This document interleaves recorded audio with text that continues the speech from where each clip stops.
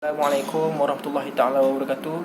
Nama saya Muhammad Nur Firdaus bin Idris, bernombor metrik 196788. Jadi pada hari ini saya akan membincangkan serba sedikit mengenai subtopik yang berada di dalam buku karya Ungku Maimunah, iaitu Reading in Modern Malay Literature.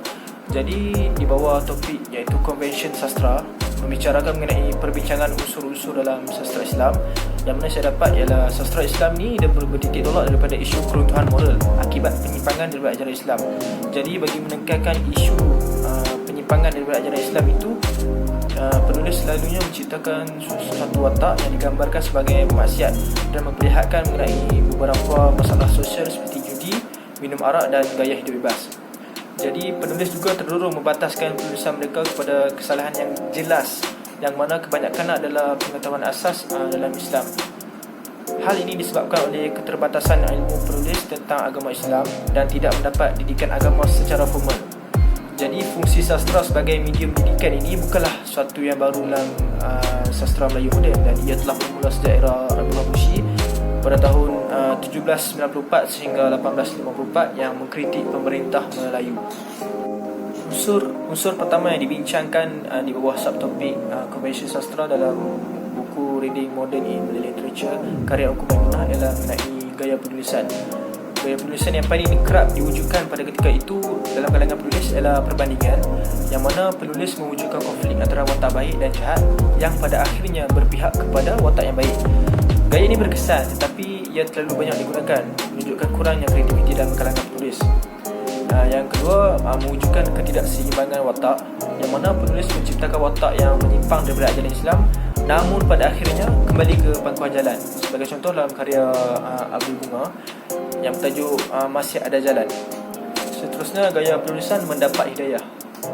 Sebagai contoh, melalui mimpi si watak, tidak kiralah watak utama atau watak sampingan, yang memberi mereka pengajaran untuk kembali ke pangkuan jalan. Sebagai contoh, Muhammad Akhir karya K. Hadi Majah.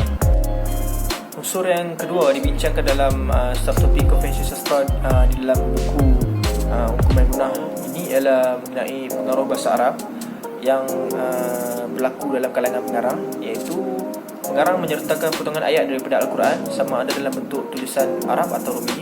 Sebagai contoh, cerpen Keakuan karya Aziz Abdullah menyertakan potongan ayat Al-Quran yang telah dirumikan, iaitu wa yas'alunaka aniruhi qulli ruhu min amri rabbi.